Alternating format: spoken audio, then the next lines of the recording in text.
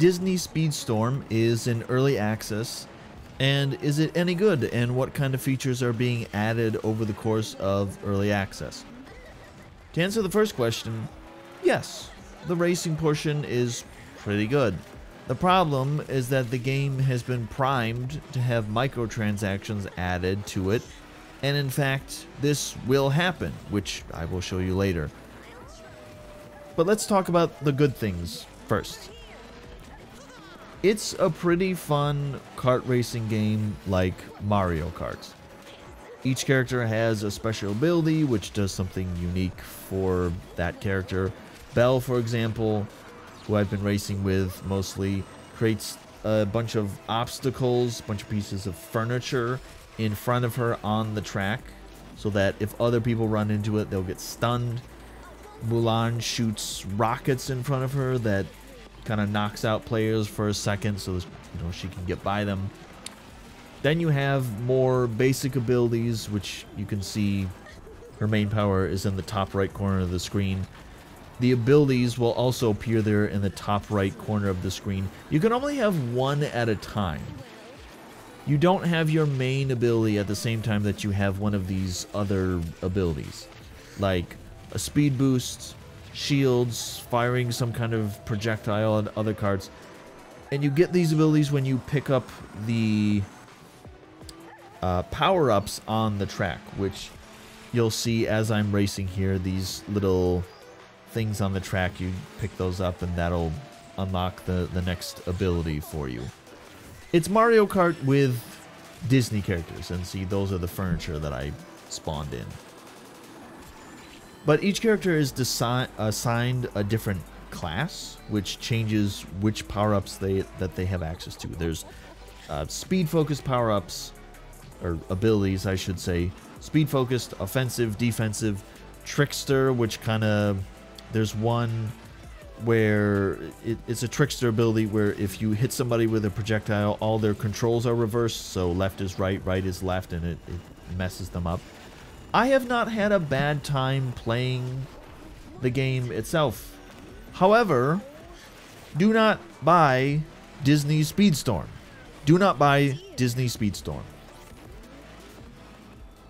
First of all, this is not an early access game. Nowhere in any of these menus does it say that features are locked off. Does it say coming soon, available later? Nothing like that. This is a feature-complete game. It doesn't need anything except more characters and tracks, which could be released as regular free updates, which can be done outside of early access. This doesn't need to be in early access, and it shouldn't be.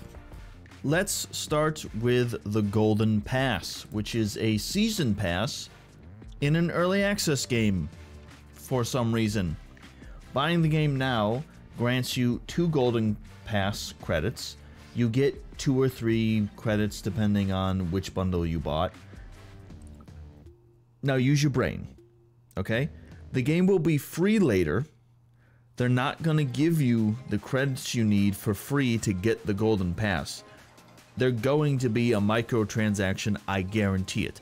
It works the same way that any season pass, battle pass works. Some of this stuff down here is given out for free. Most of it is not.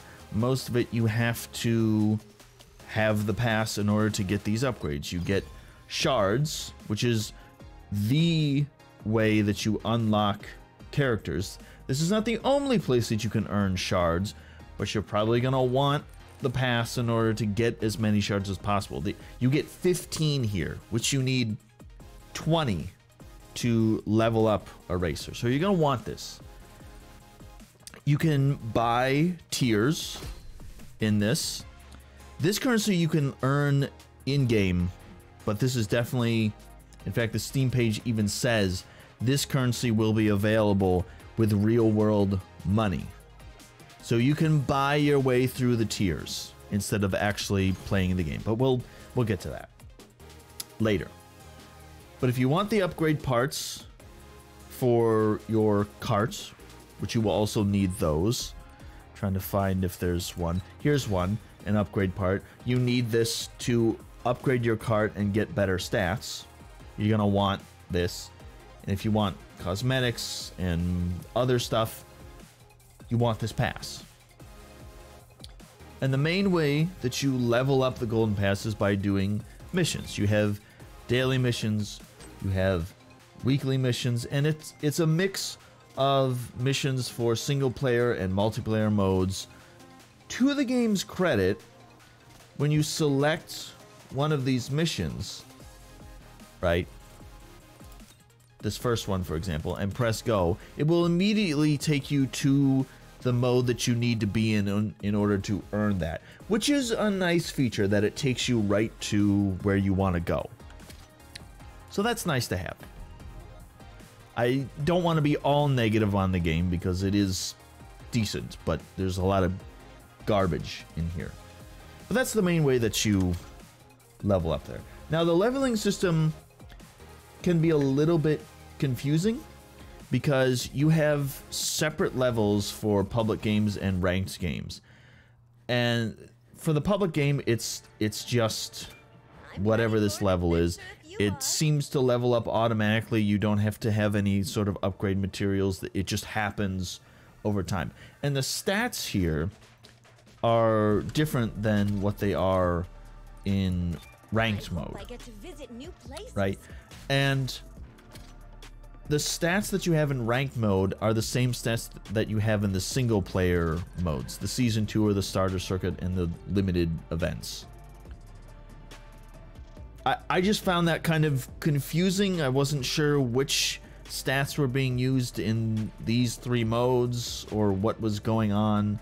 It's a little bit weird. So these are all the game modes that are available in the game. I don't think that they're adding any more. This is it. This is all of it. So you have the starter circuit, which is single player games. You work your way through and do these different races, and there's these little nodes here where you can get rewards and stuff like that. There are the different races. All of these are mostly the same, other than, you know, you're supposed to race as Donald Duck in a couple of these races, then you race as Mowgli for one, and then back to Donald Duck, and then you race as Meg, and then back to Donald Duck, and then Donald Duck again. There's these little rewards that you can get as you progress through here. You can see this branches off here. I don't have to go this route, but I do if I want to get these rewards. And for each race, you can get more of these tokens depending on if you do certain things. You get in the top 3, the top 2, and win the race. You get more of those tokens. So you're incentivized to do these things so you can get these tokens, which will allow you to unlock cosmetic items for your character and your carts and stuff like that.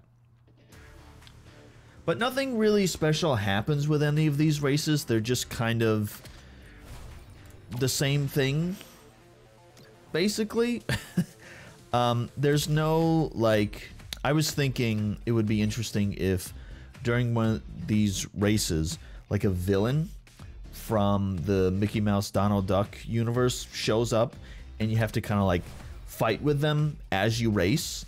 Like, it's not enough to beat them, you have to try to knock them out and get rid of them. But there's none of that. There's nothing like that. And you can see it works. You can work your way through these different characters. I'm sure they'll certainly add more of these as they add more Disney and Pixar characters. But this is what you got so far. The limited events are basically the same thing as the starter circuit. You just go into these races, you can adjust the difficulty, and depending on what you adjust the difficulty to, it'll change the rewards that you get and the amount of rewards that you get. There's so much. And you can actually choose the racer that you want to use, although I think some of these, if you want this reward, you have to use Mickey or Donald Duck or one of Mickey and Friends. You have to use one of those characters if you want to get that. So you're probably gonna have to do this multiple times. You can see there's one for Hercules, Pirates of the Caribbean, The Jungle Book, Mulan. So you'll have to do this multiple times in order to get all of the rewards, right? And some of them you can do as many times as you want. Others, like this one, you get 3 tries and that's it. And you can kind of place a bet with yourself about where you're gonna place. Can you get to the top 5%?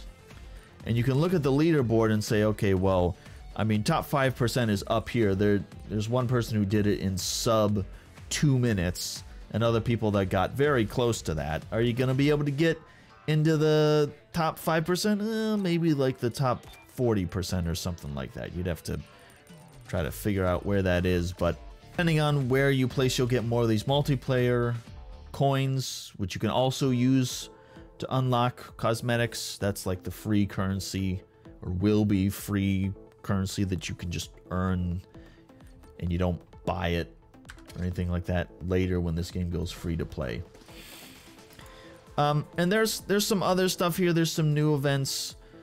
At least right now, when you unlock these events, all you have to do is click on it, and it will give you some of this currency, which is another currency that's used to buy stuff in the shop. There's too many currencies here, man. See, mine went up a little bit, and now I have access to this. So then so season tour, starter, circuit, and limit events are basically the same thing. Local free play is you can do up to 4 players split screen, which is nice to have. Little couch co-op, that's nice. Private tracks are just, you know, pick your track, whatever you want to do, and then set your rules. Then you'll get a code. You can send that to your friends. You can have up to 8 people and you can all race together. The regulated multiplayer is just public games, and you earn these multiplayer coins from playing in that mode. Everybody is at the same level, so you don't have to, it's not ranked mode. Everybody's just on an even playing field, and you can just play this as much as you want. Although I don't know why there's a timer counting down on this. Is this mode going away? Are public games going away? I don't really understand that at all. And then, of course, there's ranked mode, where you can find a game and play in ranked. And there's, you know, all these different tiers, you know, bronze, silver, gold. And then there's ranks in here within each league. There's, you know, bronze, MPR1, MPR2, MPR3, and so on and so forth. And you earn different types of tokens. You can actually get some shards here, some upgrade materials and stuff like that. You know, it's ranked mode. It's ranked mode. And I mentioned the currencies here. There are these 3 types. You can earn all 3 of these currencies just by playing the game right now, but you will absolutely be able to buy premium currencies. The tokens, at the very least, the ones in the center here, you can buy with real money. I think these multiplayer tokens will just stay something that you earn in the single player modes, and these golden ones, I am not really sure, because in the shop you can buy some stuff with these. There are 3 types of currency in the game. These tokens in the center, you will absolutely be able to buy that with real world money later. These golden tokens over here, I am not sure if that's going to be a premium currency that you can buy with real money, or if that's something that you earn in game. These multiplayer tokens, this should be safe. This should be the free currency that you can go into the shop and see if I can find it. You can see it right here. You can buy a new racing suit for Belle for 3,500 of these. I'm sure there's some, oh, there's a multiplayer box. You can use just multiplayer tokens to do that. That's like your safe currency. But this is too many currencies. There's 3 of them. That's too much. There should be 1 currency. You earn that in all the different modes, and then you can go to the shop and buy whatever you want. No microtransactions, no spending real world money, just give me the tokens and then I can buy the things that I want. It's really quite simple. But like I said, you will absolutely be able to buy these center tokens, and I will show you. I will prove it to you. From the Steam page detailing the bundle info for the game, you can see here that you get 4,000 tokens with the standard bundle, and if we look further down here, it reads, tokens are an in-game currency in Disney Speedstorm that can be earned for free by achieving goals in the game or by being purchased using real-world money. You will be able to buy these tokens later. They've set it up for that. It even says in the bundle description that's what's going to happen. In addition, why are there multiple expensive bundles for an early access game? They are charging $30 at the low end for this game right now, which is what I spent. Then there's a $50 and a $70 bundle for this early access game, the supposedly unfinished game. $70 at its most expensive for early access. And I'm sure there are going to be loot boxes that you can purchase with real money added later. They already have loot boxes in the game. You just buy it with the in-game currency that you can currently earn just by playing, but it's not going to stay that way. So, again, why is this an early access? It's a feature-complete game. All the modes and core gameplay elements are here. Nothing is locked out. There's no coming soon text over any of the modes or features. They're only updating the game with characters, tracks, challenges, skins, whatever else. The Steam page even says that the store will be filled with several items to customize your racers, karts, and progress faster. It's that last bit, meaning you can skip playing the game and buy your way through levels and progress, but all you did was charge up your credit card. There's no reason for this to be in early access, and it's especially disgusting that you're charging people to play it right now, but later make it free. And you're planning to make it free. You know, Team Fortress 2, you had to buy that for a while, and then eventually they went to free to play, but that wasn't the plan from the beginning, right? Either make it free now and forever, have your microtransactions. I don't like microtransactions, I think they suck. Or charge people for the game now and after the full release. Keep the microtransactions out of the game. As an aside, if it's a free game, I can forgive microtransactions that aren't egregious. But if you're paying money to buy a game and then there are microtransactions on top of that, no. I paid for this. I don't want to see this in the game. I don't care that this is optional. Microtransactions are designed to attract and addict certain types of people with addictive personalities. It's the same thing with loot boxes, which are in this game. And you can, to a limited extent right now, buy tiers in the Golden Pass. These tokens, depending on which bundle you buy, and you shouldn't buy any of them, you will get more of those tokens. And then you can use those tokens to buy up to 24 tiers in the Golden Pass if you get the $70 bundle, because that's 12,000 of those tokens. You do earn these tokens from playing the game, but you will be able to buy the tokens once it's a free-to-play game and unlock all of the Golden Pass tiers without playing the game. It says so on the Steam page that you'll be able to buy the tokens with real world currency, which I showed you. It's right there in front of your face. Don't buy this. Don't play it when it's free. And certainly don't get out your credit card and buy skins and golden pass credits and all this crap. And, you know, I feel like people will be lining up to defend this game and saying, oh, it's fine, the microtransactions are fine, all of it's fine.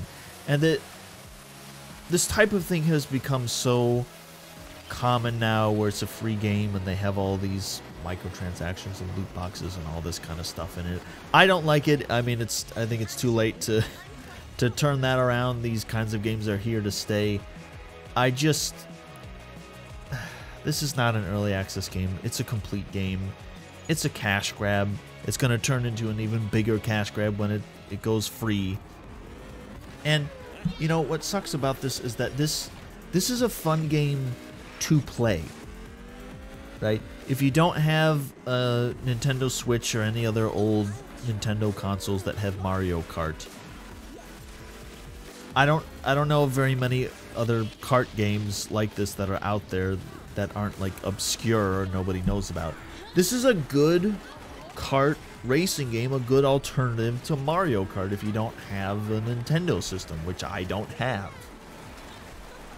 And it just, if they had just come out with this game, not in early access, just as a game, whatever, you can charge 30 bucks for it.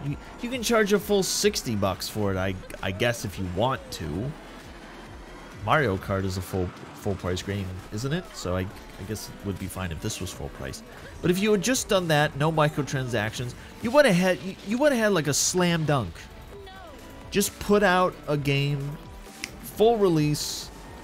No, there's not a ton of characters at the beginning, but in free updates that will come in the future, or maybe paid DLC for some of it, we'll add more characters and more tracks and, you know, this kind of stuff. Easy layup. Easy layup.